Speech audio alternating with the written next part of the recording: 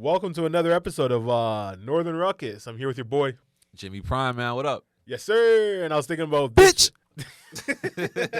I was thinking this week about doing starting this off with a little "Would you rather." Yeah, let's do it. All right, so this one saw this one on Reddit and I was like, oh, this is a good one. Let me ask Jimmy on the pod. So it's: would you rather have a ring that when you put it on, every single book you touch, you consume all its knowledge instantly, or a van that once you're in it, it can teleport you anywhere in the world? Oh, the ring, man. Knowledge is power. That's very powerful, to be honest. If you could consume that much knowledge in an instant like that, bro. But it's only for books. It's not like the internet. It's not like you just touch a computer. Bro, everything is in a book. You go to the library and just go down the aisle and become like the world's smartest person like that. No, What if you don't want to be learning all that shit? Like, I guess you could take the ring off and not learn it, but then if you lose that ring, but like, what is it that you want in life? No one wants to be ignorant. Anything that you want could be accomplished through knowledge. But don't you think there would be a point where you're too smart? No.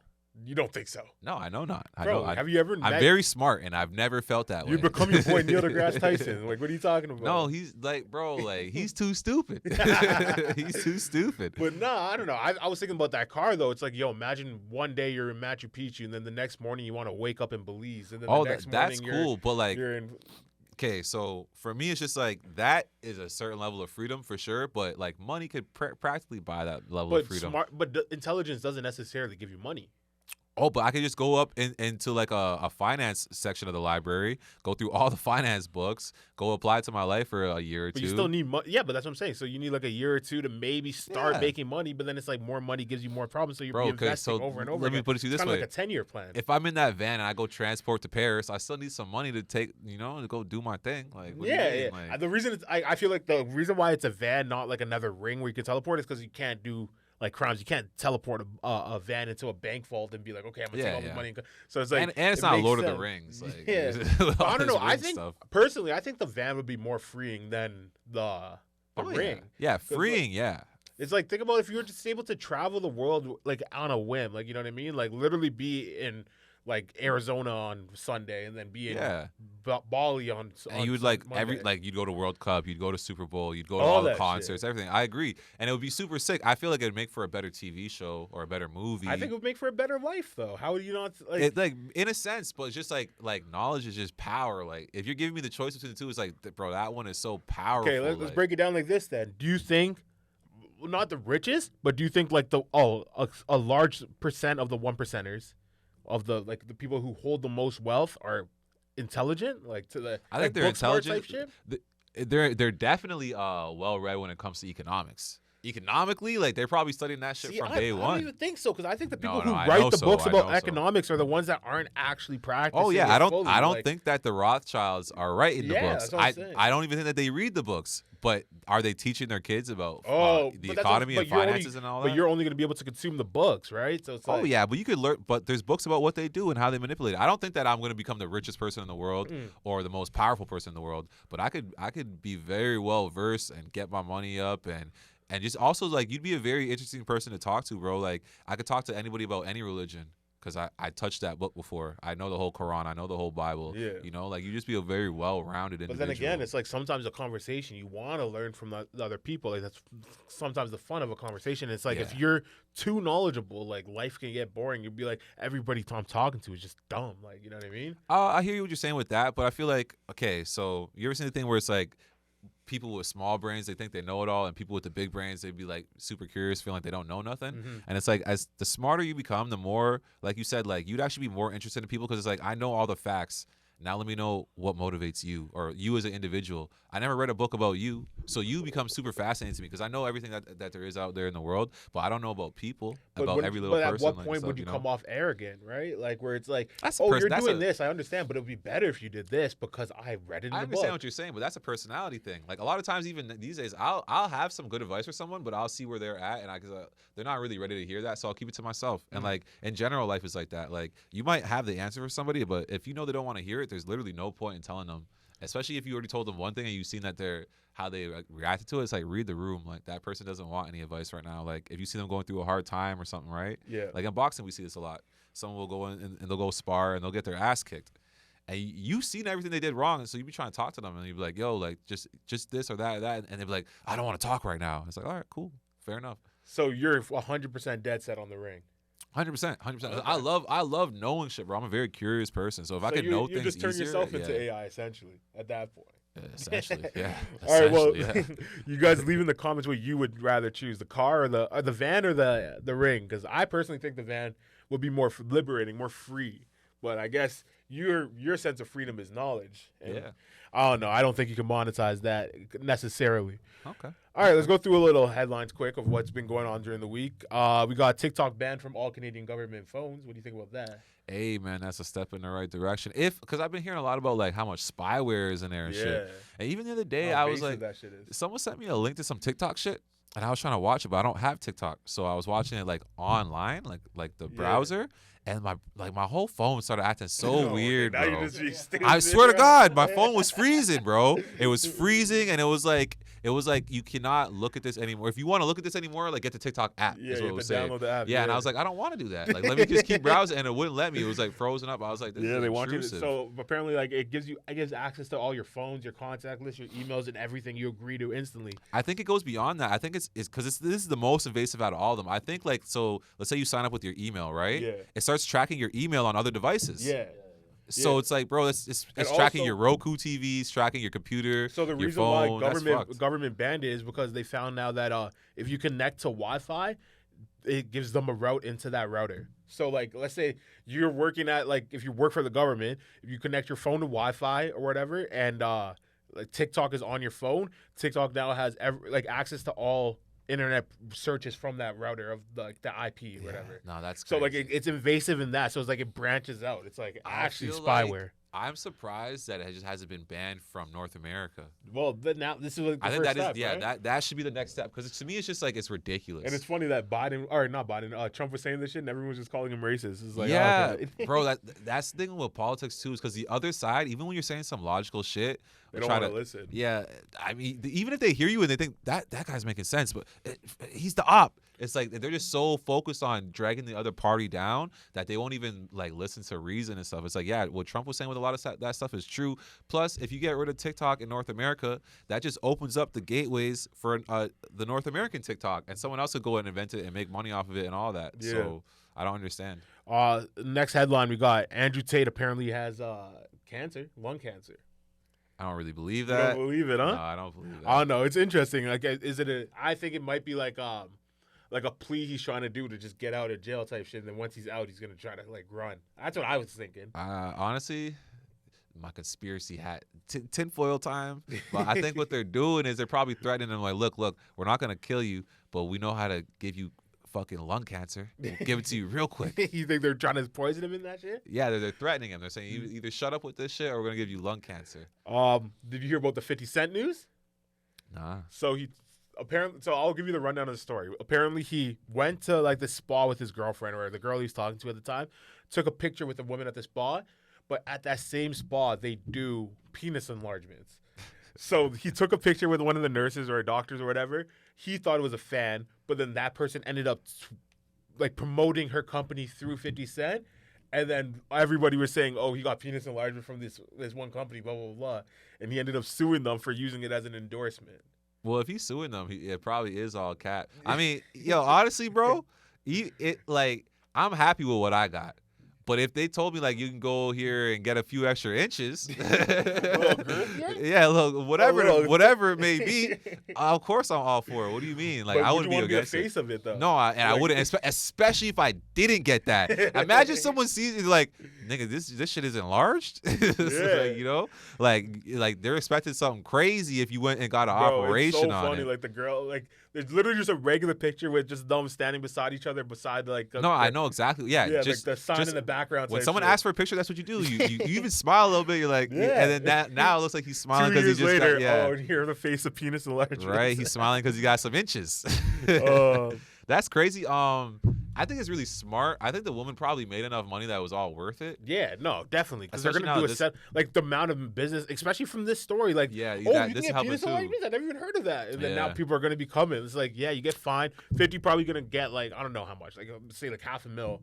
They're gonna probably make more than He'll that. probably in make more than sales. He'll probably make a couple million. You But think so? I think the whole penis enlargement community is getting a whole big boost from this because it's like, bro, when you go to like let's say you're on like Pornhub or whatever, of course you always see like penis enlargement, Yeah, you're like not clicking on that shit, and you though. think it's all fake. You clicked on that link? No. You sure? No, never. Why you Not since capping? I was 7. But you think it's all cap because you've seen it so much. But now that like it's coming out that shit is real, shit niggas probably be checking in, especially the ones that really need it. So more headlines. Aiden Ross. Did you see him get canceled? I did. Yo, It's crazy because this is a week after. It's like he got caught acting super zesty Oh, and said, he's always he said, let me get in front of this. no, actually. So what actually ended up happening? People don't know the whole story. This is like apparently what happened. I should say, he was on his streaming site, like the new one that Kick or whatever that he's on, and he was like, people love to cancel. He was talking to his fans. He was like, people love to cancel people for no reason, and just because they love being angry. And then everyone was like saying no, like you have to do something wrong to be canceled. He's like, okay, watch this. Went on Twitter, and he tweeted out, there are only 2 genders. That's all he tweeted. No sub, like it wasn't subtweeted at anybody else. Like there was no context behind it other than just that. Thousands and thousands and thousands of blue checks coming in saying this is why nobody should be following him, blah blah blah, trying like attempting to cancel him for having an opinion. Essentially. Yeah. But I would say this: he knows the demographic of the crowd he's catering to. Yeah. It's a lot of like super wokies, whatever you want to call it. No, not really. I think so. I think he caters a lot to like that younger generation, But I would especially say- females and shit too. Because even look, bro, when him and Andrew Tate are going at it, he'll act like, oh, you're so wrong for saying my girlfriend's getting fucked right now, and it's like he's clearly catering more to that, whether it's intentional or not. He's catering more to like the simps and shit like that, right? But a lot of those guys are on that wave where it's like all inclusive. And just to go further, like he knew what he was doing with the 2 gender thing. I feel like right now, bro, that's a really hot topic. And even me, I don't like to talk on it because it's like I see so much people ganging up and like people act like no, like okay, I get that the agenda is one thing and like the mainstream and like the corporations are pushing this, right? And it's kind of a little bit annoying even because it's like, bro, I can't say anything. If I say anything, I'm gonna get canceled. Okay, fair enough, right? But if you look at like public opinion and how people feel about like trans people especially and stuff, it's like, bro, like people are actually really, really getting on their case. It's like bullying. And it's like the only people coming to their defense is the agenda and the corporations and all this stuff. But it's just like my whole thing is like, bro, I don't care too much about what anyone other than myself does too much. Or like if you owe something to me, like you're my friend or you're my girl, you're supposed to do right by me, okay, I'm gonna watch what you do. But like people who I don't know, I'm really not watching what they do at all. And I think it's mad weird that everyone is so opinionated about people that they don't even fuck with them. So why do you care what they do or what they think about themselves and all this? It's like I see so much people ganging up on them and it's becoming a real hot topic to talk about. But it's just like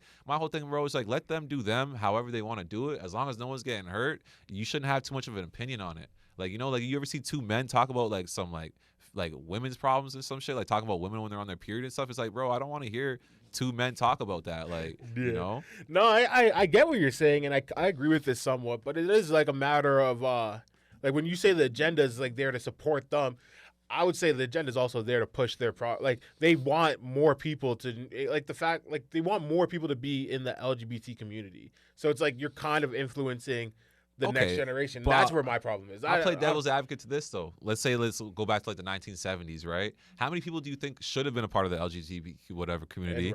And we're hiding, right? Okay, well, so it's more people are able to live their truths. I don't think 100% of the LGBT whatever community is that. Obviously, there's some people in there that just feel more comfort for whatever reason in there and are pretending or whatever. They feel like that's where they should be, right? Fair enough.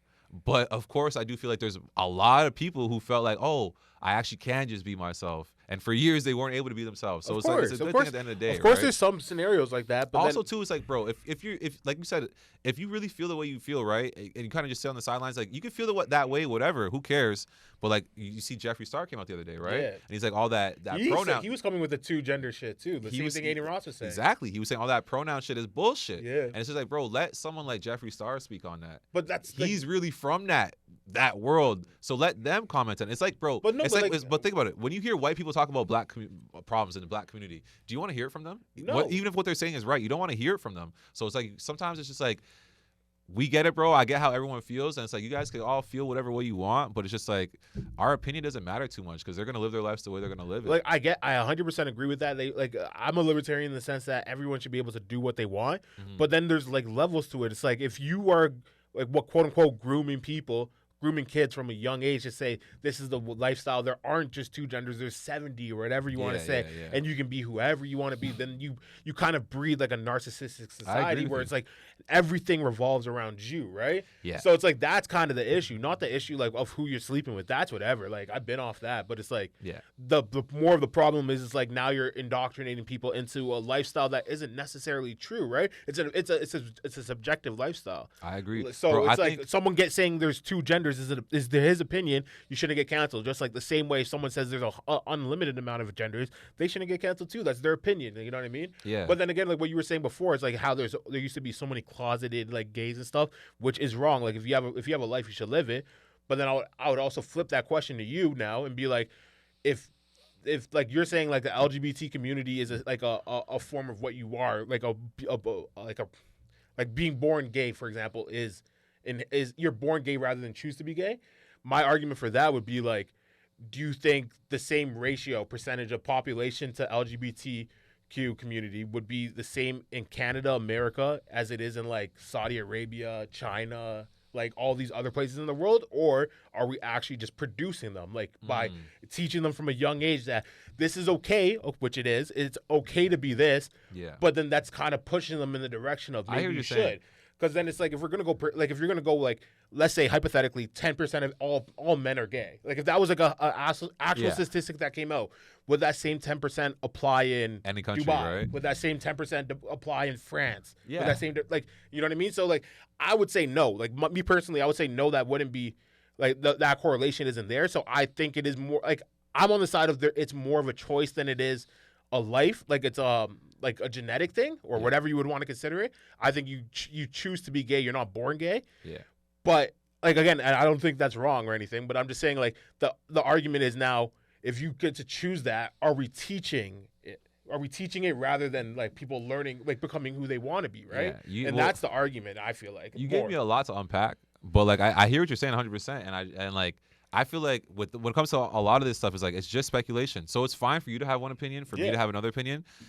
Sometimes I feel like, what is the science behind things, especially when you talk about the grooming children? That's what I feel like too. And I feel like in North American society in general, our kids are exposed to too much when it comes to everything. Sexually, violence, disrespect. Yeah. Like learning how to be disrespectful from a young age. And also just I blame white people for that. Right? But just being concerned with things that a child shouldn't be concerned with, like whether or not their parents are making money. But you find kids these days are so much in their parents' business. Yeah. You know, like they know if their parents are I didn't used to know if my parents are poor or rich or what. Yeah, you shouldn't really know that as a kid. You should just be focused on kid shit, right? So when you talk about the grooming and all that stuff, I feel like that goes for everybody. I don't think people should be putting these adult thoughts into kids' heads when it comes to sexuality. But I don't think that they should do it when it comes to fashion.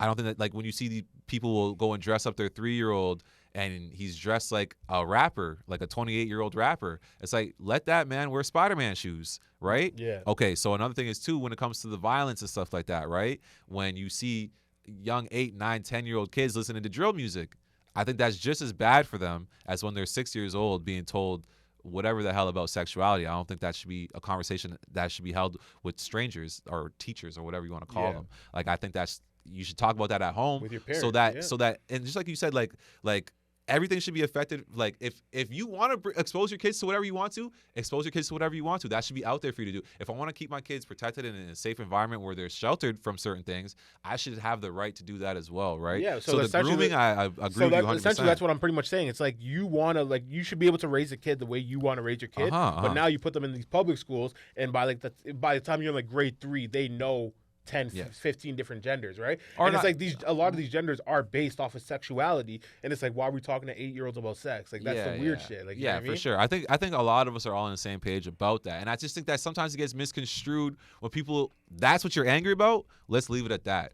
Don't get mad about some shit that has nothing to do with that, saying like, oh, it's all connected. It's like, bro, like that's a big wide spectrum just to say that just because they're trans people, they're connected to your 7-year-old being taught 60 different genders in school. You know what I'm saying? But even, it's like you have to be able to draw a line somewhere. But there's one more thing I wanted to talk about too, because you said about like in a place like Saudi Arabia, do you think that there's as many people in the closet and all that, right? Yeah. And I do think that people, of course, are a product of their environment. I do think having the freedom to be who you are helps a lot as well, 100%, right? 100%. But I do think that when you're exposed to certain things, naturally you're gonna like replicate them. So that's the same thing I'm saying for like. But then that's what I was saying. It's top behavior rather than a distinguish of like who you are. But that's why I'm saying we need to address so much stuff when it comes to pedophilia, mass shootings, depression, suicide.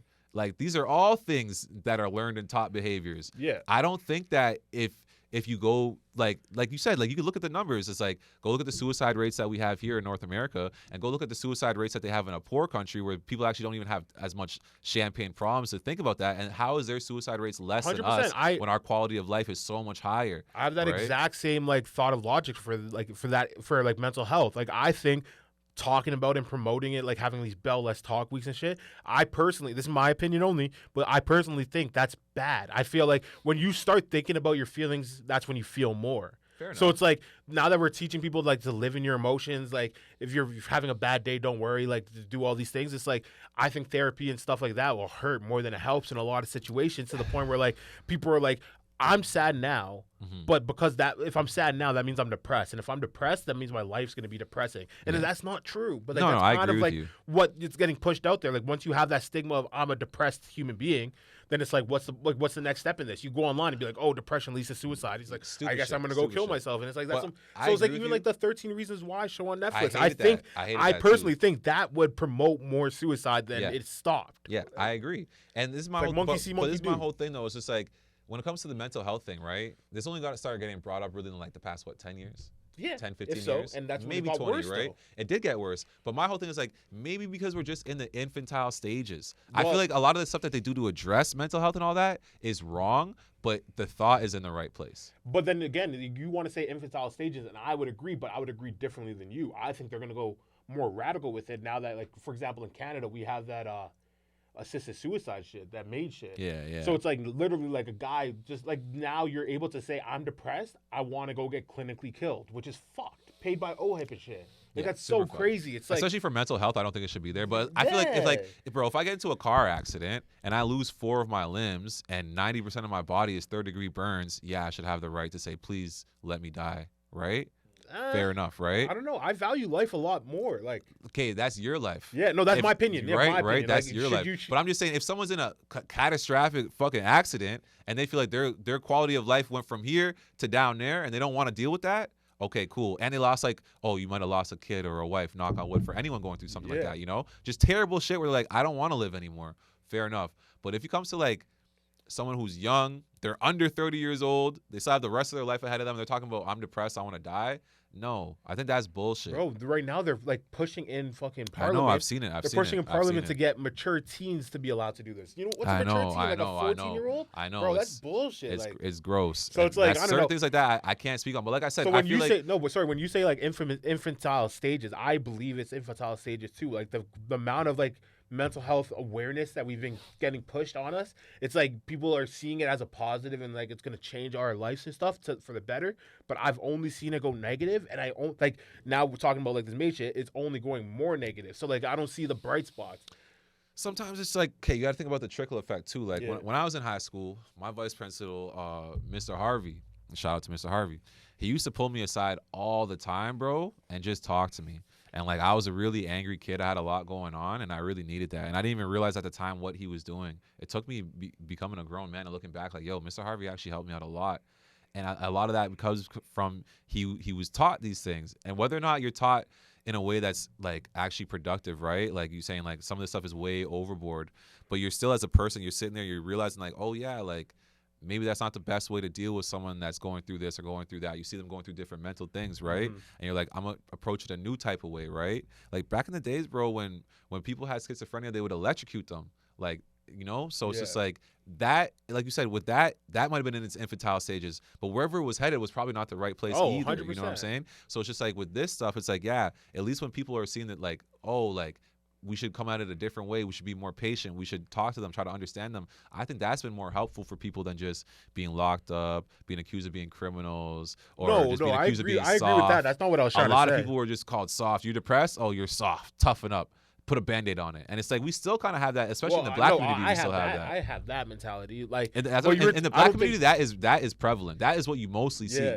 But like what I was saying is like before when you were saying like people get punished for having mental illnesses, I think that's wrong. Yeah. But when someone's saying like yo you're being soft, I think that is like that's what the perspective you should be having. So like it should be coming from people who love you though. It shouldn't be just from a stranger. Yeah, yeah. So like your friends or your family. If you see yourself being down, like let's say you got fired from your job and you see your brother just moping around the living room and he's not doing anything, you have to go up to him and be like, yo, bro, get your life straight. Like you're being a loser. For essentially. sure. Like, you know what I mean? But That conversation needs to be had, but from a point of love rather than hate. Like when you're saying like we're gonna push these people with mental illnesses in a corner, like what they were doing before, push them in a corner, like try to get them out of our society, that's wrong.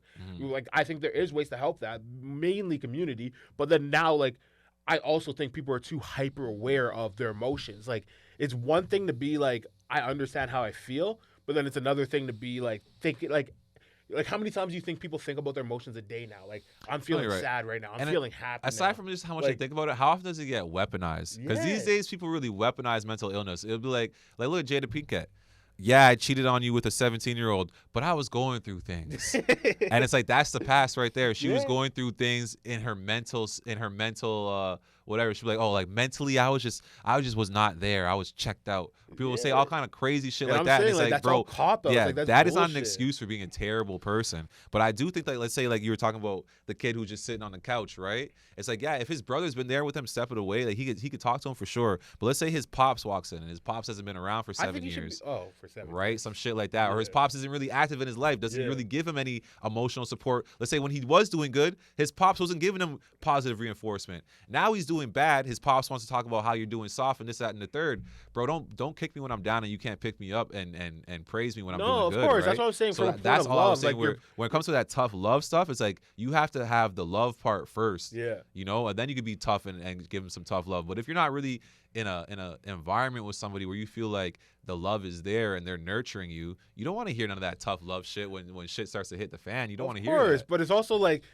I feel like now it's like we learn so much shit from the internet. So it's like when you're feeling down, you just go online and see other shit that like feels down, or even like music and stuff, right? And all this like sad music, and it all leads to like, oh, I was once depressed, blah blah blah blah blah, and then people tell their story and they're like, I almost killed myself, and you're like, I'm at this point, I'm probably gonna kill myself unless something crazy happens, and then nothing crazy ever happens because like that's just a fucking fairy tale movie.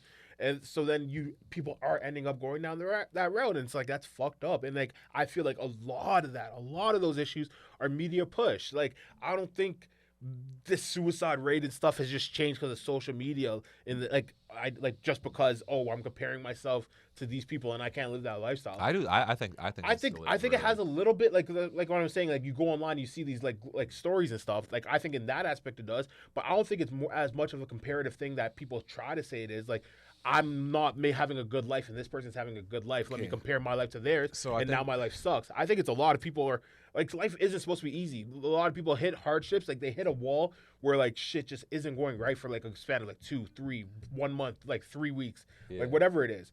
And then you feel like I'm living in a depressed state. I believe there is a depressed state, but that doesn't mean you have depression. Like depression isn't like something that stays with you forever. I agree with you. So like, and we've had this conversation before. I think for one that you're kind of overlooking is that not everyone has the same mentality. 100%. So when some people are down, they want to stay down. They want to mope about it. But it's just like, bro, you don't know how they were raised. You don't know what their mom's like, what their dad is like, what their environment is like that led to them being this way. Mm-hmm. Even when you're saying like, oh, like people on social media, it's like, let's say your kid's going through some shit, right?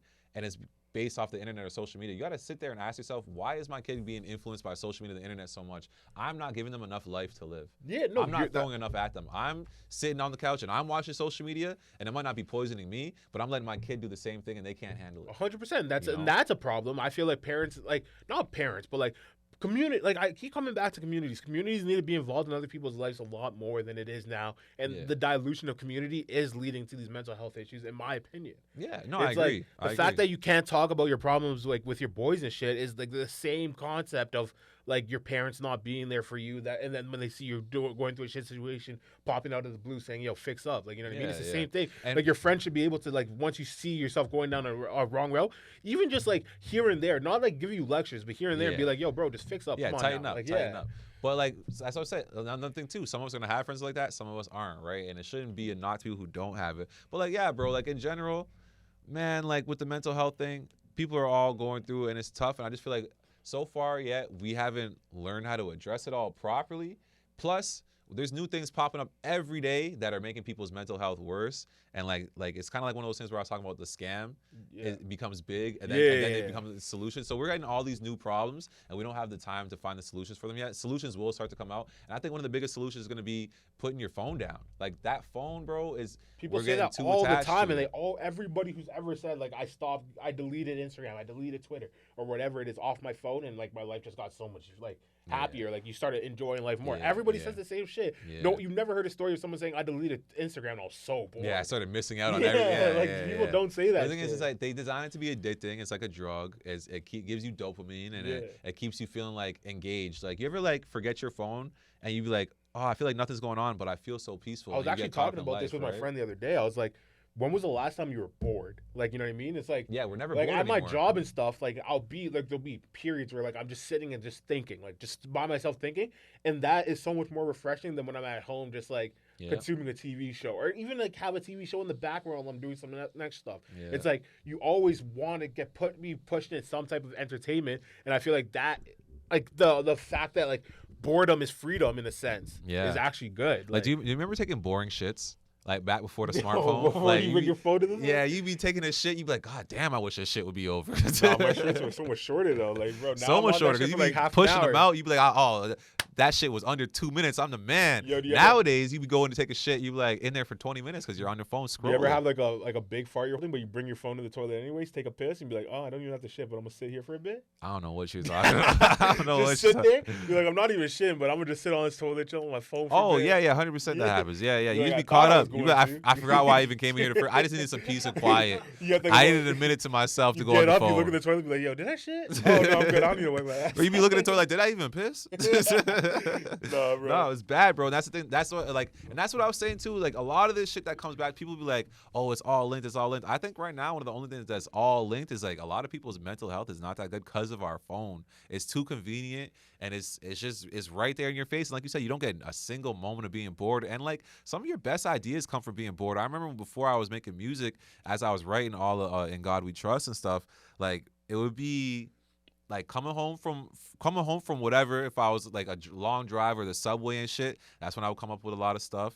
And I would come up with a lot of stuff when I was taking a shit, and I would come up with a lot of stuff when I was in the shower and stuff, you know? And it's just like, other than the shower now, it's like all those things, people are on their phone the whole time. You have no time to think. Right now, if I go for a run, I have a lot of time to think, right? But it's just like, man, we don't take that time to disconnect and just like recharge our brains type shit. It sounds so corny too. No, there's always the woke page. It's like a nigga with like a crystal necklace telling you like, bro, you gotta like disconnect and let your feet go in the grass. But it's get like grounded, yeah. But it's actually true, bro. Like it's actually true. That's some shit that like, cause I watch a lot of other podcasts, and they're usually guys from like LA and shit. And like now apparently this big trend in LA is before you even pick up your phone in the morning, you have to go stand outside and look at the sun. I'm like, why is that a thing? Like that shouldn't have to be a thing to clear your mental health. Like that's like, I just feel like all that shit feels so like yucky to me. Like, you know what I mean? Does, like, I don't know what the word would be, but it's just like, okay, I'll say this, bro. This is the one, like, when people ask, what is Toronto like? I'd be like, oh, like, the people are so pessimistic and negative, just like what you're saying, because we don't believe that shit, because we don't experience that shit, bro. For 3 months of the year, you kind of experience, you start getting immersed in it, and then the winter's right back, and you're like, oh, yeah, fuck that gay shit. Like, you know? No, it's like, bro, like when you're in LA, I was in LA the first time, and, like, I remember waking up every day, and, like, the weather just being so nice outside, and it was the dead of winter, too. And, like at least here it was dead of winter. Out there it was nice, and like the first thing I would do is open my window, you know, go on the balcony, get some fresh air, like, you know, smoke outside or something at the very least, where it's just like that fresh air, that sun, like, you know, as opposed to, bro, we wake up in Canada and you're like, God damn, I don't want to wake up. And you be like barely waking up, you're like, what's on my phone? And you be seeing people all over the world enjoying themselves and shit, and it's just like, bro, like, it might not affect you that much, but a weak-minded person, bro, that shit will make them want to jump off a building, bro, and it's understandable, really. This guy said jump off a building. I literally mean it. I literally mean it. Or look at all these fucking random attacks. I don't know why people are picking up fucking knives and stabbing people on the TTC, but it probably has something to do with the depressing state of our city. Like, it's depressing as fuck. Nah, bro, I don't know. Yeah, 100%. It has to be. It has to be, Toronto, no? I think Toronto's a big trap, bro. Yeah. Like it's a city that's not built for our generation anymore. Usually, like the next generation is supposed to step up and be able to take it over, but now we can't. Like we can take over like the culture, but what the fuck does that mean? Like you know what I mean? Like these people taking over the culture and buying houses. Bro, I say this about Toronto culture all the time too. Just like what I was just saying, it's a trickle effect. But bro, everybody that kind of gets any type of anything going, any type of motion, they go out to LA. And it's like when you're out in LA, you realize that most of these people in the industry aren't even from LA. Yeah, they all just go to LA they funnel there. Yeah, and try it's just to like, fucking make it bro, big. if everybody from Toronto would stay in Toronto, we have all the biggest artists in the world. Oh like, shit, we could Justin all just Bieber, stay here. The yeah. Weeknd, Drake, make our own infrastructure. But no, everyone wants to go to suck off that LA teat, man. I hate that shit, bro. Yeah. But whatever, I don't want to be a hater because a lot of niggas go to LA and they do good for themselves. I'm not saying them niggas don't do good. I'm just saying you're not doing as good for the city as you're doing for yourself. But hey, I wasn't even what saying am I like gonna I say? wasn't saying that necessarily. I was saying us for us regular folk, like the fact that you're not going to be able to, like most millennials won't be able to afford their own home. It's something crazy. Like the average age of people who live with their parents still is up to like 27 in Toronto. Yeah. Which is it's, that shit. It's crazy. That's what I'm bro. trying to say. So it's like we could say the culture's changing to the young people, which it is. I would say culture is catering more to people under 30 now with like restaurant life and shit like that. Like a lot of things are pushing towards young people.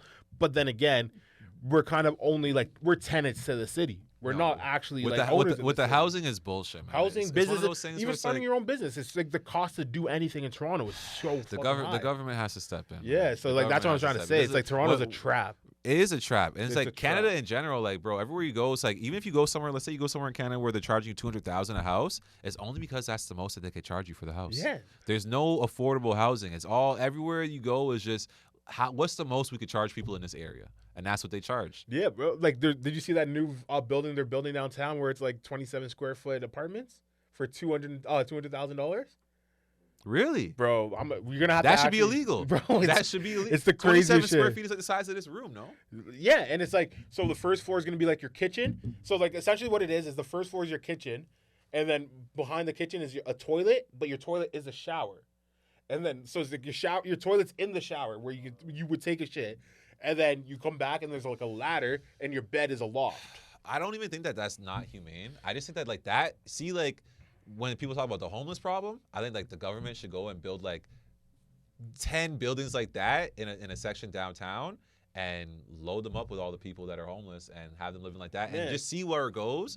But as far as regular people paying money to live there, are you crazy, nigga? Bro, it's are crazy. you crazy? It's like, but that's what you have to do to afford shit in Toronto. It's so that's stupid. fucked. That's super fucked. And it's like, bro, like another argument I was making with my friend, like literally, like the other day was, where people are trying to justify buying an $800,000, $900,000 house in like Bro. Barrie, an hour away. There's my chair. to There's live my in chair Toronto. / bed. Bro, so like buy like an $800,000, $900,000 house in like Barrie or like in like Oshawa, shit like that, like places outskirts of Toronto.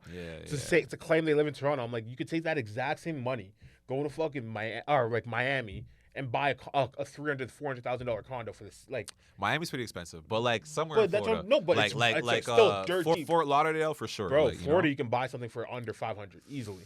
That's Condo. I promise you. You I be promise in the you. bad part of Florida. You don't No, wanna in be Miami. I'm talking about Miami. though. There's, Like bro, you there's- buy a condo. Bro, I've been in Miami. There's bad parts of Miami. No, of course, there's bad parts in every city. But I'm saying Yeah, like but I'm you'd saying be able like to. like South Beach where you want to be. No, you can't afford a condo there for $300,000. I think they're less, like way less than like a million Canadian money. I think so, 100%.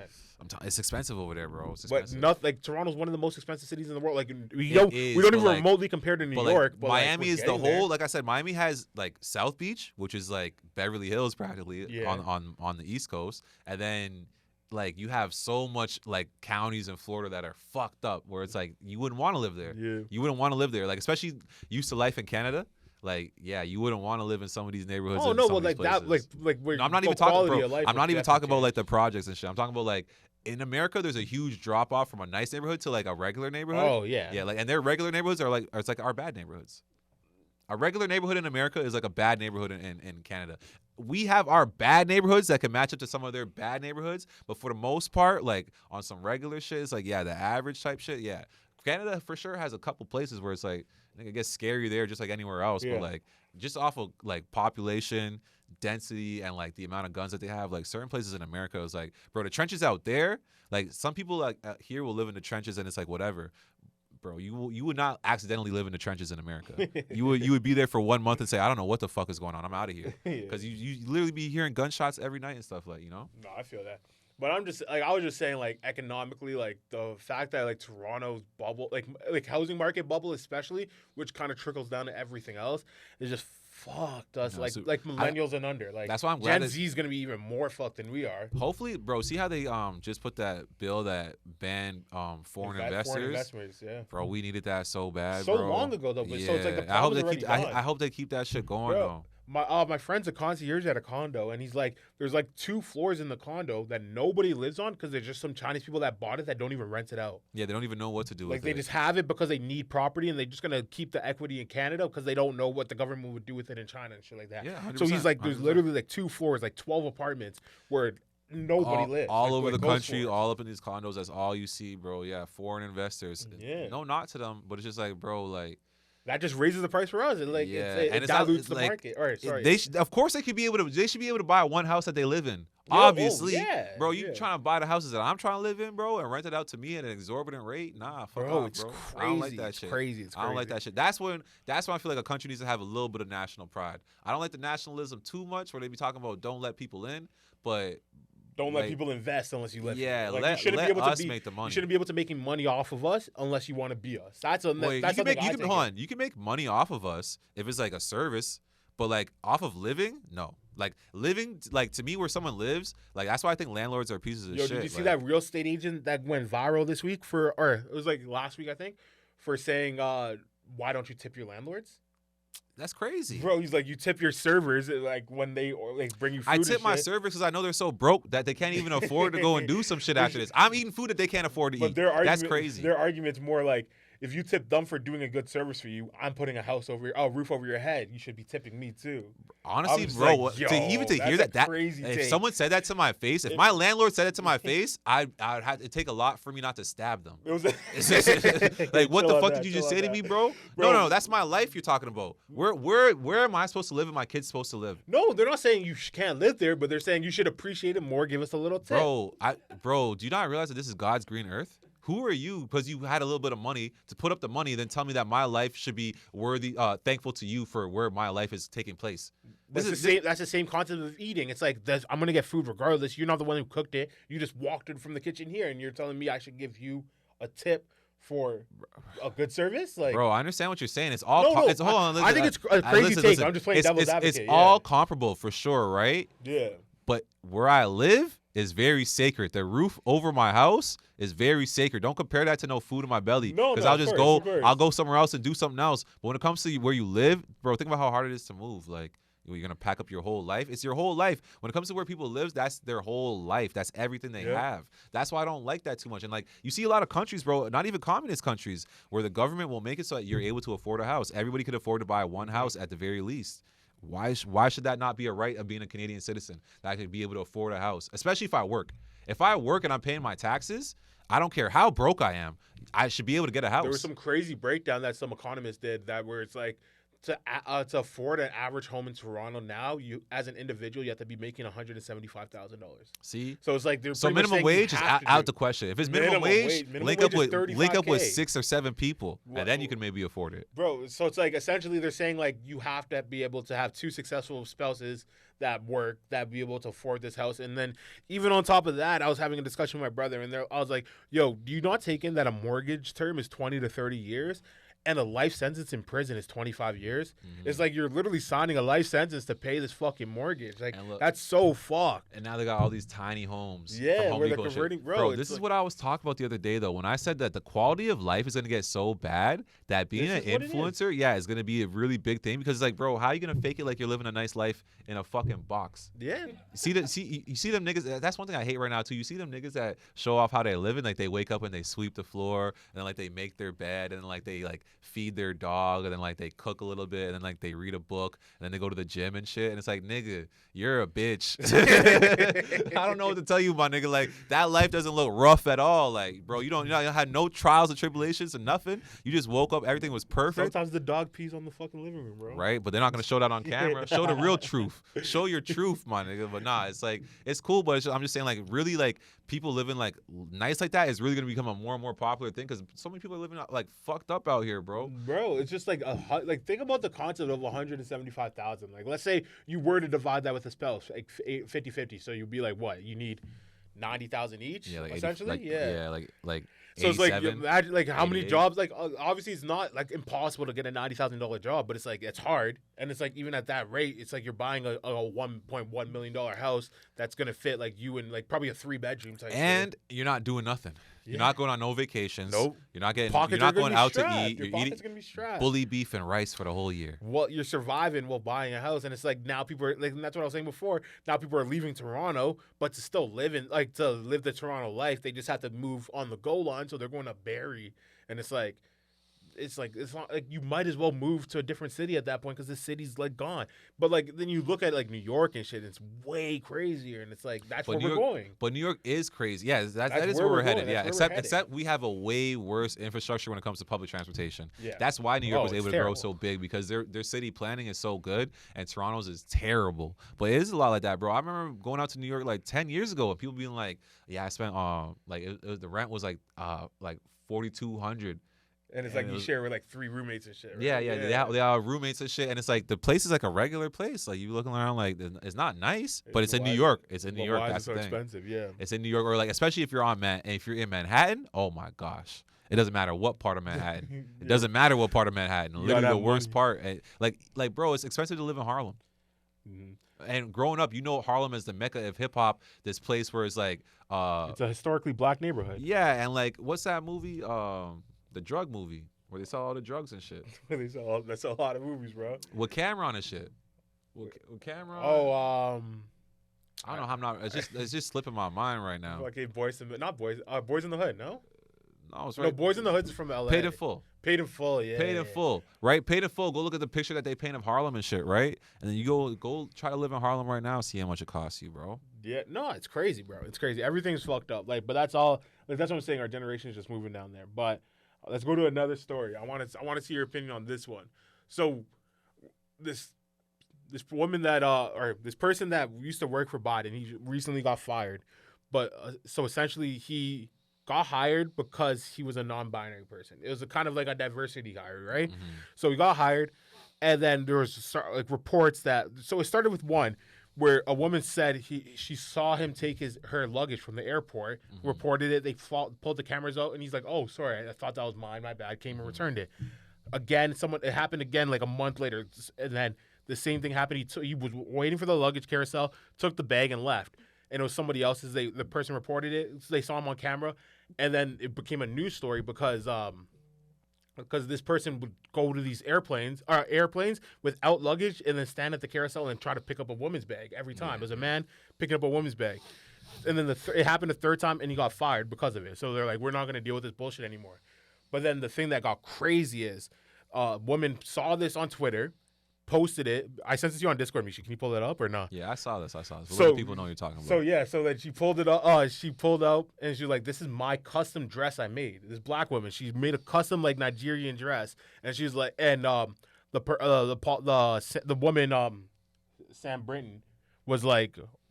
In the dress. In the dress at a Trevor Noah red carpet event. Yeah. And and people were writing articles about it, saying like how woke he is for being so cultural accepting and stuff like that. Not even culture appropriating because he's a part of the diversity team. So it's like you can't shit on them. So then he was wearing the dress, and the girl's like, "Bro, this is my custom dress. It's a one of one. Like, how are you wearing it?" Yeah. And she was like, "This was literally lost in the luggage that I stole." So apparently this guy was doing it for like years because this was 2 or 3 years earlier. He's for sure a kleptomaniac. Okay, so there's a lot to unpack with this one. Yeah, bro, it's a crazy Give me a minute to unpack this one because it kind of comes back into some other stuff we were talking about. So for one, I was going to say this. Remember Rachel Delzosa or whatever? Yeah, she was faking being black during Was she faking it though? Whatever. She identified as black, whatever. You identify as black. Very funny. So at the height of the BLM movement, right? She was kind of like like right at the forefront, right? Yeah. So it's like, man, I'm not a part of the LGBT community or whatever like that. Wait, the LG what? I'm not the LG what? LGBTQ community. Whatever. I'm just saying, I don't want to, like, because I don't stand with them like that, so I don't want to speak for them too much, right? Yeah. But I'm just saying, like, when you see that, like it's very easy right now to weaponize that and to just, like we said, just to make it off limits. You can't talk to me. You can't say nothing to me, right? So what they need to be worried about is people trying to, like, falsely align themselves with them so they can get away with bullshit. Like this guy, right here, I don't care about any of his preferences, whatever, but he's using the fact that he's LGBTQ to get away with a bunch of bullshit. When it's just like, bro, he just looks like he has a mental problem. I don't think he's, like, a part of what they got going on. And it's okay, cool. It's not as guise of just and I understand it's not my place to say what he is and what he isn't. Okay, fair enough. But, like, that's why you see a lot of straight men coming out with, well, and I'm gonna say I'm this and I'm gonna say I'm that and I'm gonna go run against women and it's just a long trickle. And I'm not saying anything about any of that. I'm just saying LGBTQ, you know what I'm trying to say. You guys just be careful because people like this will falsely align themselves with some shit and they're taking advantage of it. Yeah, taking advantage of other the protected class. Yeah, other people are actually going through struggles. Like, other people are actually going through shit. Look at you had a government job. You were living amazingly. He was responsible, like, of nuclear waste. Like, it's a serious job. But it's like he got it, and then. But I get exactly what you're saying because he had to have. It wasn't a matter of, like, random, like, bags he's stealing. He's definitely going on these flights, looking at people and be like, this girl's a relatively my size, so I know if I took her bag, I would be able to fit her clothes. Because every time he's stealing these bags, it's from women that, like, he wears their clothes out. Yeah. So it's like he has to be able to size them. It's literally like it's definitely a mental illness. It's like somewhat stalking. Yeah, he stalks them before, sees what bags they put in, goes to the carousel after the flight, and make sure he takes the bag before they can get it. I don't think he should be in. I don't think they should be in jail, but they should definitely be under observation, like in a mental institution. It's crazy. Yeah. And he was stealing jewelry and shit too. It's like. And he was getting praised for the longest time, and then it came out. It's one of those things. So I'm not gonna lie, I don't know too much about that person or anything about it, so I don't want to speak too much about it and come 100%. Off as ignorant, right? Yeah. But I just feel like it's like, you're taking advantage of the fact that people think that you're part of this like vulnerable group. But also what you were saying, it's like you're just weaponizing. But also what you were saying before when you were like. The people, like, you don't want to speak on it because he's kind of taking over for, like, another cause. It's kind of like the same situation with, like, black people where it's like black people never speak against other black people doing wrong to hurt the community. So, like, and I always advocate, like, you know this, I always advocate, like, people should be screaming about how, like, the worst aspects of black, like, culture should be shot down over and over and over again. I agree. And just like how I think, like, the LGBT community should be the first ones to be calling this guy out and being like, yo, stop trying to, like, disguise yourself as us to get away with some bullshit like this. Like, we'll leave that to them. But talk about the black stuff that you were just talking about. It's funny that you said that because, bro, I just saw this John Morant thing come out, right? John Morant flashing the gun. That's funny, bro. And it's just like, bro, we were all so mad about Kyrie and Kanye, the way they were getting dealt with, right? Which is bullshit. It was bullshit. And not to say that I'm anti-Semitic, but I think we could all agree now that it's in the past that was just blown way out of proportion, right? Kyrie was actually about to get kicked out of the whole NBA about posting a link that Jeff Bezos makes money off of. Whatever. Let's not get back into that, right? But now you see Ja Morant, one of the faces of the NBA, the new face of Nike. They drop Kyrie, they pick up Ja. Okay, he has his own signature shoe now. Okay, this man's flashing guns and stuff, bro. It's just like, first of all, you're not a rapper. Even with, you know how I feel about these rappers doing that shit. I don't agree with it, and I feel like they're influencing kids that you should be careful, right? Bro, you're an NBA player. It is in your contract that you're supposed to be a role model. The NBA has outreach programs with the communities and all this stuff. I think that we should be unequivocally shooting this guy down right now. Because I know me personally, I would never go buy my sons a pair of John Morant shoes. I have 2 sons. They're not wearing no John Morant. Let me give some pushback on that. Hold up. Let me just finish. Yeah? Let me finish. And then now he's here flashing guns and all this. After all, he just beat up a 17-year-old, flashed a gun on him in his own community back home where he's from. Yeah. Summer. Beat up the kid, a kid who he's supposed to be helping make it out. And it said that he's punking the kid, beating him up, all this, that, right? And it's like, bro, you're out here flashing guns and stuff now. It's just like, bro. And like everyone stays quiet because we feel like, oh, we get punished too much. We get punished too much when it's unjustified. Right now, bro, the kid needs to get punished. He needs to be suspended for at least 20 games or something, bro. Right.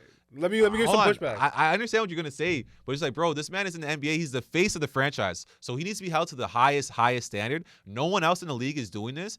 No one else in the league is doing anything like this. I think it's ridiculous. I think it sets a bad example for everyone out there. I even think a lot of gangsters are looking at this shit and saying this nigga is a clown. He has a $100 million contract from the Grizzlies. Hold yourself properly, bro. And this is bad for our whole community. It's not just about Ja Morant and what he's doing. This makes us all look bad, bro. This makes it look like when you give niggas money, this is how they're gonna act. We're not stupid, we're not dumb, and we're not all thugs and hoodlums. So when you get some money, don't try to be a thug and a hoodlum. Be yourself, bro. Be yourself, because you're making everybody look bad, and definitely making yourself look bad in the process. It's just embarrassing, bro. Yeah. 2 games. Like, do you hear that, bro? So if I go and punch a man in the face on the court, I'm gonna get the same amount for this guy. Okay, no, but flashing so a gun and influencing the kids like that. Come on, bro. After everything that he had already going on, come on, bro. 2 games, bro. But what I'm trying to say is like, it's like American Canada is different, right? Like gun laws and shit are completely different out there. So let's say that is like, I don't know for the whole story, but let's say that's a legal gun. Yeah. Like, why aren't you allowed to flash it? Like, for example, like you'll be allowed to go to the shooting range and shoot your gun. Like, that's not promoting. Bro, hold on. Okay, so if I'm not saying it's the same. If you play for the Lakers, weed is legal in Cali. Can LeBron James go on his Instagram Live and smoke a blunt? Like, would Nike not frown upon that? Oh no, but I'm saying, is it distasteful? Yes, I'm saying yes, it's distasteful. Yes, but I'm saying like it isn't wrong. Like, I'm not saying it's wrong. All I'm trying to say is like guys like LeBron actually hold themselves to this standard because they just know better, and he knows what he means to the culture. Ja Morant clearly doesn't understand it, or he thinks he's NBA YoungBoy. But it's like, bro, there's actually a lot of guys out here who want to be like you. And a lot of them are actually on a good track. They're playing basketball. They're very talented and can go to the next level and not have to ever worry about any type of street stuff. No, I get that. And you're going to influence those kids who are on the fence about some shit like that to think that, like, even if I do hoop, I still need to have a gun. No, I 100% agree with that. Like, you are a role model, but I'm saying when you're talking about 20-game suspension and that shit, like, you should be punished. You have to also think of the difference of like of the culture impact, right? Like, guns are a part of American culture, gangster or not. Like, you know what I mean? Like, you can get the whitest white guy and he'll have 1,000 guns. I'm sure they do. I'm sure Peyton Manning has a gun collection. You don't see Peyton. Hold on. Bro, I hate to talk about shit like it's black and white. We all saw the video and how it went down. He's shirtless in a strip club holding the gun like this. Well, apparently that's his house, though. Bro, come on, with the purple lights and shit like that, bro. That's his house. Okay, why does your house look like a strip club? Why does your house look like a strip club?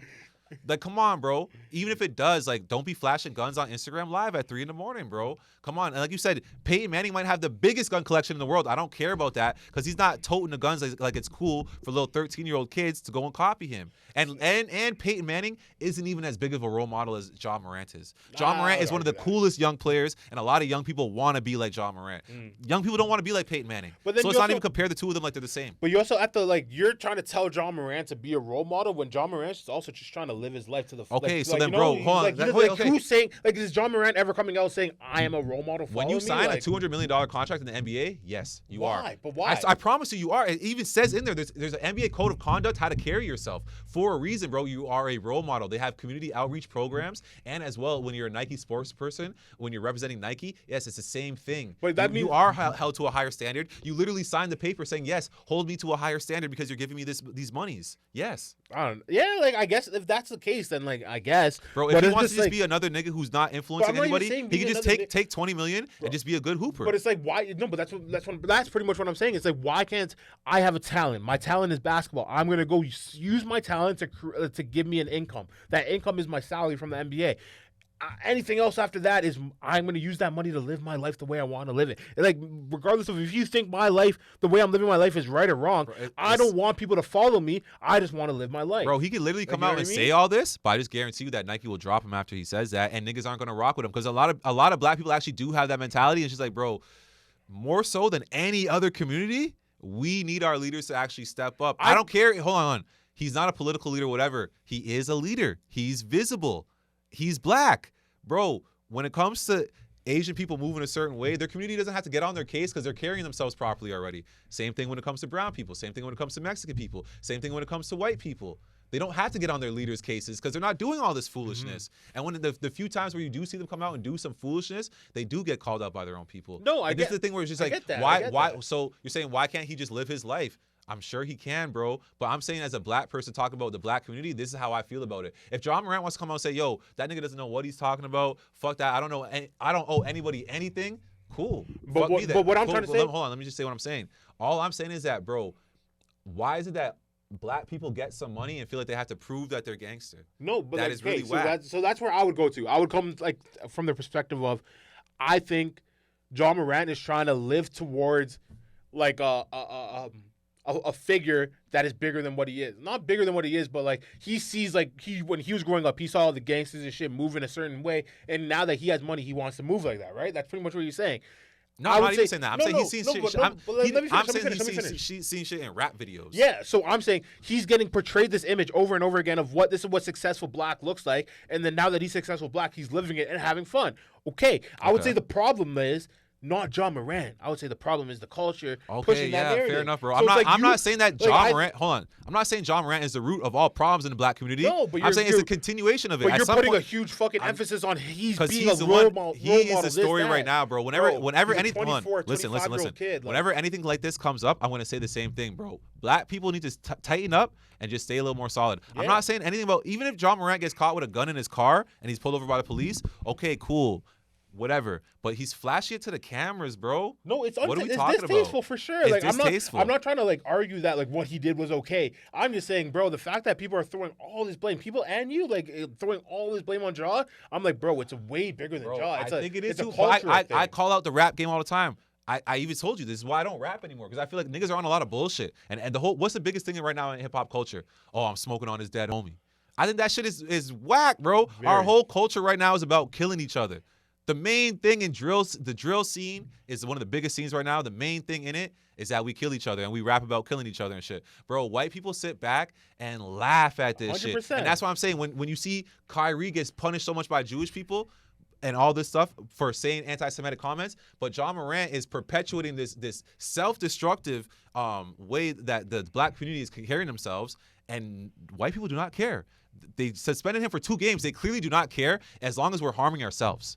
As long as we're harming I ourselves. 100% agree with that. I Okay, so 100% then that agree is why with it's something that needs to be addressed. And I don't think it's all John Morant's fault. Yeah, Like I that's said, where I he's wanna out go. here acting like he's NBA Youngboy. NBA Youngboy is the main person perpetrating that and all that. no, and it now goes back NBA to even Youngboy the saying he people, doesn't the wanna do rappers that. before him and all that. I hope not. I hope not, He bro. literally said, what, he moved to like Wyoming or something like that? Bro. He said he's done with rap. He doesn't want to be Bro, with any the gang whole shit. Like, climate of the rap game the last few years, I really hope that niggas start to move a type of way where it's moving away Bro. from the talking about killing niggas shit, bro. Bro, there was some crazy stat where it's like 2021, it was something like 45 rappers died.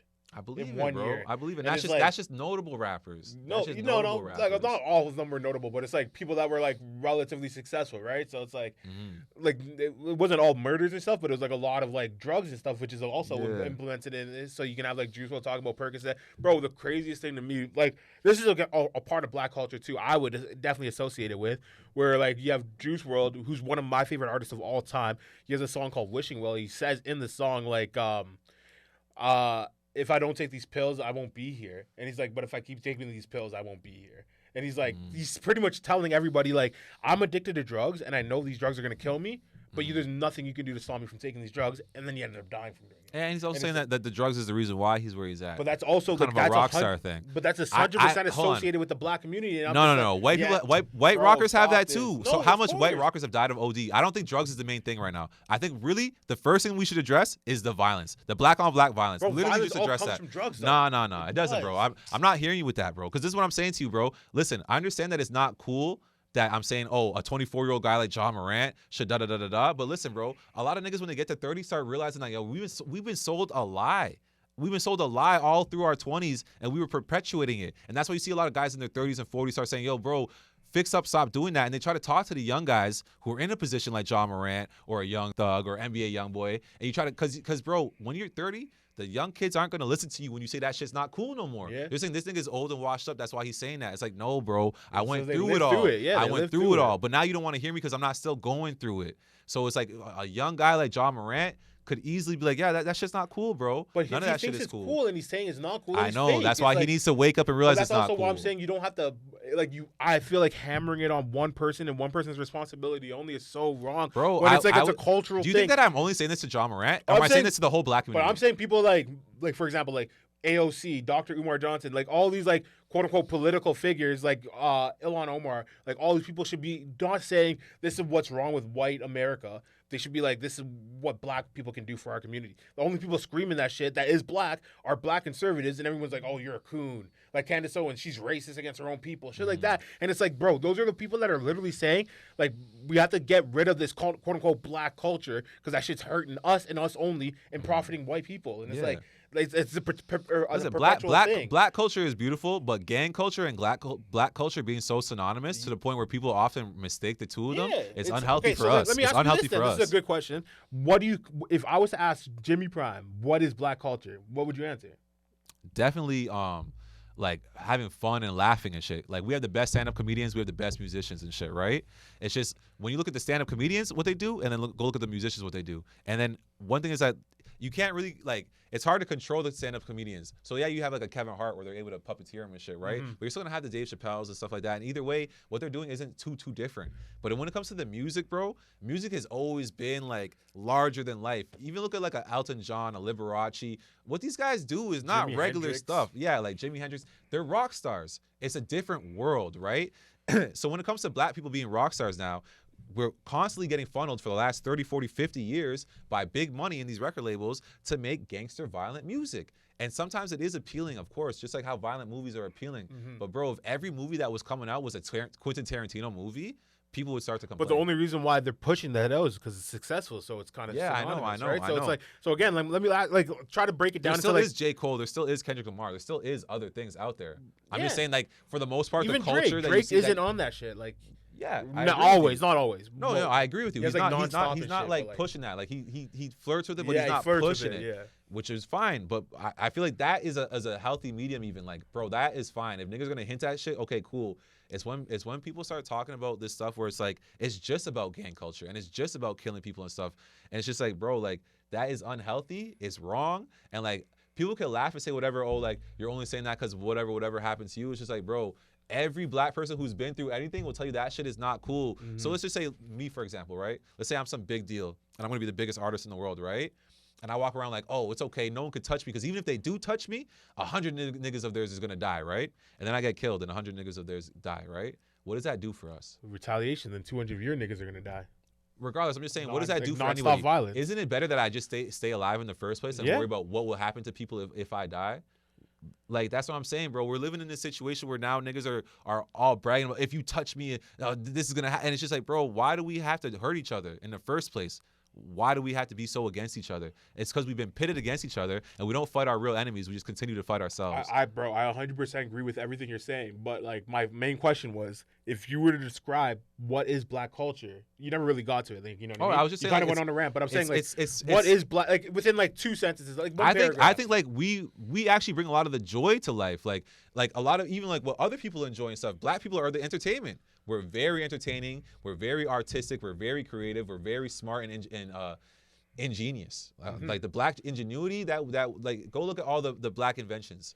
Go look at all the list of black inventions. 100%. No, we changed built the world. everything. Exactly. But like, for example, like when like I'm a big listener to Candace Owens in her podcast, and she always talks about like, I don't associate myself with black culture because everything in black culture, and she means everything, is negative.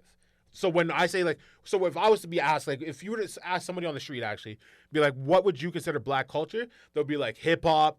Like they'll be like all these like random like sports, like basketball. I'll speak to that like too. things like so like a lot of things that push negative connotations. Like Basketball not as much, but I hear what you're saying. No, but like yeah. So it's like even like if you say like who are black like prominent black figures in society today, you're gonna be naming a lot of hip hop artists and stuff like that. Yeah. People that don't necessarily have like good track records in like society or like in like their influence and shit like yeah. that. Yeah. So like you could say like if who's a like for example like Cardi B is an extremely influential black woman now because she's good what she's doing now, but like she also in her past admitted to like fucking drugging and robbing niggas. Like, you know what I mean? Like that shouldn't be somebody that people look up to. So it's like that's what I'm trying to say. So when I ask you like what do you consider black culture, there's not really a good answer you can give because it is so like what you were saying before, so synonymous with all the negativity of blackness. There is a lot like, there, but think about what I just said. We bring a lot of the joy, a lot of the fun to the party, I'm not denying that. But to touch on what she said, it's very true because, bro, look at what black people do. We sell our trauma. And then I feel like sometimes that's why I feel like what is the motivation of the system to keep us going through all this trauma, right? And it's because we continue to sell it to them. Yeah, but and then they repackage it and sell it for more. But the fact that we're selling our trauma means you kind of want to stay in it because that's what we're exporting. That's our export. Okay, some people will subconsciously put themselves through trauma, and some people consciously put themselves through it. And some, bro, I've heard in recent years even like rappers say like, oh, once I realized I wanted to be a rapper, that's when I started going out and doing badness. So I feel like to be a rapper, I had to do the badness. Yeah. And it's like that is mind blowing, bro. That's crazy. What people are saying about Ja Morant now. It's like he was like literally grew up in a good neighborhood with his parents put him through everything in the right way, and then now that he's made it, he just wants to move like the way he's moving. And like again, that's what I'm saying. You can't knock the individual because maybe he never had that, and now he's having fun doing it. But it's like the fact that that's the street path of quote unquote black culture is the problem, not the fact that Ja Morant's doing it. I agree, and he's just falling for the trap. Yeah, I'm not saying that Ja Morant. Exactly what I'm not saying that Ja Morant's a loser. I'm not saying I hate Ja Morant. I'm just saying Ja Morant is now once again the next male victim of falling for this same trap that when you get some money, you want to prove to everybody how gangster you are. First of all, what's more gangster than making it to the NBA? Nothing. How many guys have ever made it to the NBA? Real niggas make that shit. I think there's been like 3 or 4 or maybe 5,000 players in the NBA ever. Right now, there's 5 billion people on the planet. Bro, what are we talking about? To make it to the NBA is one of the most hard body things you could do of all time. So you don't need to prove yourself to nobody beyond that. Once you're in the NBA, bro, like, come on. What are you proving to anybody? And then plus, I'm sure you have friends who are gangsters. I'm sure of it. So stop trying to prove it. Like, everybody gets it, bro. Like, we all get it. Like, and it just makes you also feel bad, too, for the guys. Like, I don't want to name a bunch of names, but, like, you know there's guys in the league that are super gangster, and they're not the top level guys in the NBA. Yeah. They're good. They're all-star level guys. But, like, they're there trying to make a name for themselves, and Ja Morant's grabbing all the headlines with all this foolishness that they're trying so hard to avoid. Oh, no, but there's mad people like exactly like that, but not even trying to, like, live that. Like, for example, DeMar DeRozan, he literally grew up in Compton. All his friends are, like, he was, like, best friends with, like, Nipsey Hussle and shit. Like, he knows all the same people. I know for a fact it's annoying for him, bro. I guarantee it. Because, bro, at the end of the day, there's no such thing as bad publicity, because Ja Morant's going to put all this behind him, and he's going to be a huge NBA star, and all these headlines helped him get really big. And it's just like a guy like DeMar DeRozan has been clean cut and avoided all that shit. Where's his reward for that? Yeah. It's just like, fuck, man. Like, nah, like but that type of stuff is just like, and shout out to DeMar DeRozan, bro. A great Raptor legend and stuff, and a guy who, like you said, he came from that and he always carried himself properly. Exactly. I met him in person and everything. He always just carried himself like a stand-up guy, bro. And it's just like, I feel like, bro, we need to stop with this whole, not even like, just basketball. Like, fucking Marshawn Lynch, same thing. Deshaun Jackson, same thing. Yeah. Like, when niggas make it out the hood, I feel like they have a different attitude towards the hood. But then it's like those niggas that are these black guys that were just, like, raised properly the way that you should be. Like, it's like in a nice suburb home with 2 parents, like, having a nice, steady, safe lifestyle. Yeah. Once they have this money, they would be like, I want to experience this. Like, you know what I mean? You become like, infatuated.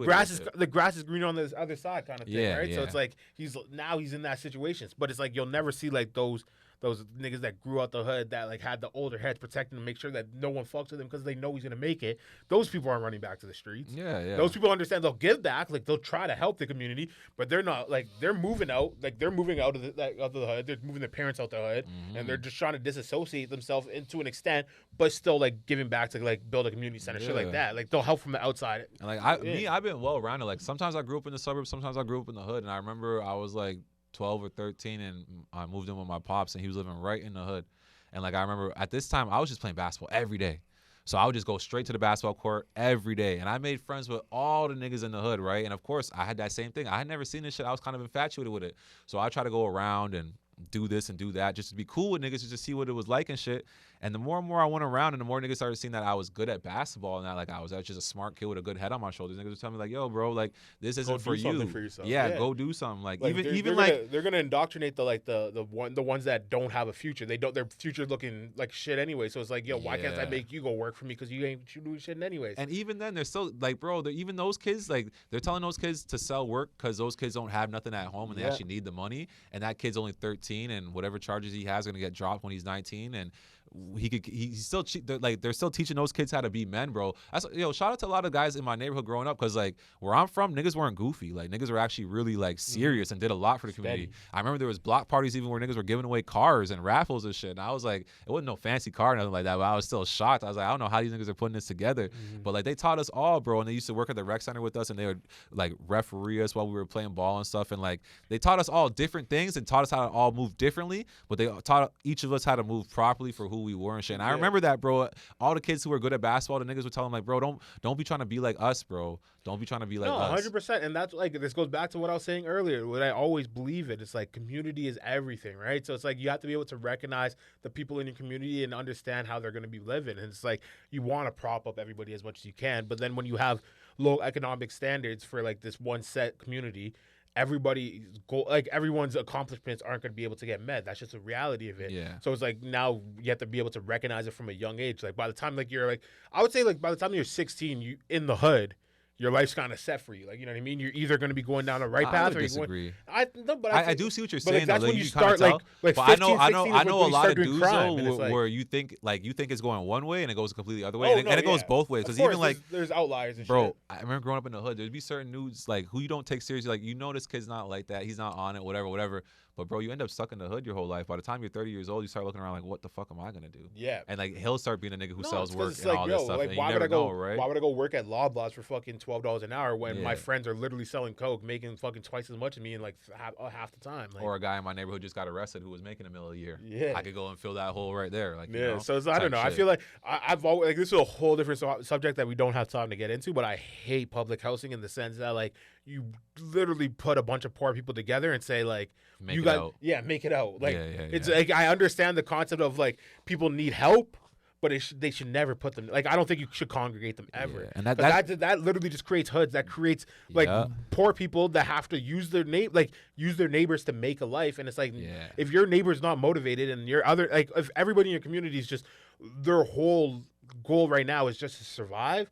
It's like you're never gonna prosper in that shit. Yeah. Or it's prospering that shit's gonna be so much harder than if you're in a fucking nice neighborhood where like you have block parties and like your neighbors all are successful. They have this friend that does that job. So like if you graduate, I can get your son a job. Like, you know what I mean? Yeah, but there's a little bit of both of that in the hood though, because like in the hood you'd be surprised like how energetic and positive some people are living, of course, right? But there's a lot more negativity that outweighs positivity. There is. When you have a lot of like low economic standard people. Like, but and bro, a lot of this is what I want to touch on in my book because it's just like the life and that like people live in those communities and stuff is crazy, and it's like I feel like a lot of people outside of it are so infatuated with one and like just so curious like why would people live like this and what drives them to making these bad decisions. And sometimes it's just good to show people like what life is like there and stuff, and to see the ins and outs of it, right? To see what the community is like, and to see why it's so appealing to people as kids to do certain stupid shit, right? Because you're trying to fit in with your friends and shit, right? Mm-hmm. Like you always see, like every single hood, I don't care where you're from,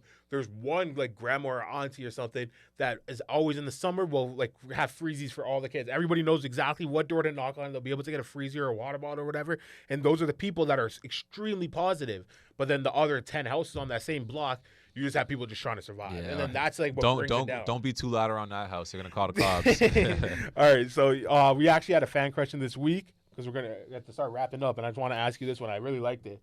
So it was from David on Instagram. And he said, if money isn't an issue, but within reason, how would you set up your doomsday bunker? So let's say like World War III starts, America gets nuked. You have about like a month, or you have like a month prior to set it up. What are you doing? Like, where you moving? Where are you going? Obviously, like the foods and non-perishable. Oh, where am I going? Yeah, it's like you can't have a bunker in Toronto. Like, I would try to go somewhere close to the ocean. Ocean? Try to get close to the ocean. Can't drink that water though. No, you want to be close there so there's a way out, just in case, you know. But I'd say somewhere close to the ocean. You make an underground bunker. You get like the regular supplies, like the canned foods and yada yada. You said money's not an issue within reason, so yeah, you get all the canned foods you can, and all the powdered milk and all that type of shit. A lot of water. Probably try to build a well. A lot of entertainment, like magazines and DVDs and shit like that. Like old memorabilia. So like, you know, you need a little bit of culture because you're supposed to be gonna be in that bunker all the time. You'll go crazy with just looking at the four walls, and probably like a PS1 or like a PS2. How big is it? How many people are you trying to fit in your bunker? My family. Just my family. 5 of you guys? If my friends need to come stay, they could come stay too. But everybody should have their own bunker. I thought money was an issue. So the way I saw that question is like I would go, obviously not like a city, but like I'll go build a big ass bunker, fit like at least 40 people comfortably. Damn. Do it beside like you gonna repopulate the earth. Go like North Ontario, maybe like Manitoba shit, beside a big ass lake. And try to get like some filtration pump to go through that lake. So if it is toxic, you can pump that shit, clean it out, and have it running. So, you know, stuff like that where like it was gonna be reusable water that you can keep using. And then like like I would build outside of it like not close to any major city because you know that's the shit that's getting hit first. Yeah. And I would want to be able to have like ways to be able to test the water and shit to be like, okay, is the toxicity level down? Because like you need to have if you have a bunker, you need to be able to find out when you can leave, right? Yeah. Because you know what he wants to live. Like you don't even want the like. Maybe you do live there your whole life, but you don't want the perspective of I'm gonna live there for the rest of my life. You want there to always be hope that you can get out, right? Yeah. So you have to be able to find ways to test that and shit. Knock on wood, bro. I never want to have to live in no like World War III around the corner, bro, because of the apocalypse type shit. Well, wait. Before we get into the outro, I just want to say, man, in general, I know I was getting worked up about the whole black culture and this, that, and the third, man. I don't want niggas to feel like I hate niggas and shit, bro. I love niggas. I love black culture. I really do. I just feel like, bro, we need to be on some uplifting each other because we can't keep coming last place at everything. Look at how fast the black dollar leaves the black community, and go look at how long it takes for the Jewish dollar to leave the Jewish community. These are things that need to be addressed, bro, and only we can fix these problems. No one else is going to come fix our problems for us. So we got to fix our problems, and we got to start making shit different, bro. And we got to stop letting ourselves get into jail so all our leaders are all in jail or dead, and we don't have no one to lead people and shit, bro. Like, come on, man. Tighten up so the next generation could do better and stuff. Like, you know, like think about how much opportunities we missed out on. When you be seeing people from these other communities like, man, it's so easy for them. It's so easy for them. All right, so let's make it easy for our kids, bro. Like, let's stop making it hard on ourselves, you know? And that's just all I want to say on that. And it's no disrespect to Ja. I love Ja, man. I love Ja. I want to see him do what's best for him. I want to see him end up being on top, be a young king, bro, the way he's supposed to be. That's all I'm saying, bro. Stop trying to be a soldier when you're a king, you know? But it is what it is, man. Shout out to all the people out there. Well said. And I guess we'll end it there. It's been another episode of Northern Ruckus. And later. Peace. Peace, man. Perfect. That's a good episode. Yeah. I just hate when I get